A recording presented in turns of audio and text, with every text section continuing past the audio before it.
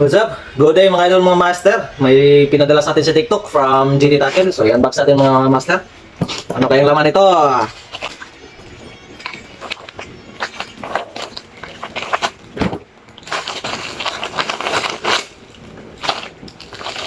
Ayan mga master, fishing lures from GT Tackle.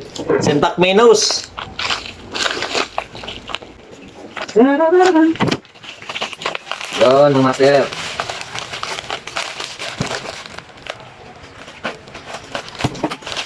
Ang dami mga master, oh. At saka may lure box. Siyempre, sticker from GT Tackle. Ayun mga master. May free sticker si Master GT Tackle. So yun mga master, oh. Ito mga master, may lure box. 12 compartments ito mga idol mga master. Ito. Kakainin talaga ito ng mga isda. Effective talaga ito. Kasi nakahuli ito ng honeycomb grouper kahapon. Ginamit ng ate ko. Super effective. Banana mga master. Banana lure. Ano po ito lahat mga master? 8 grams.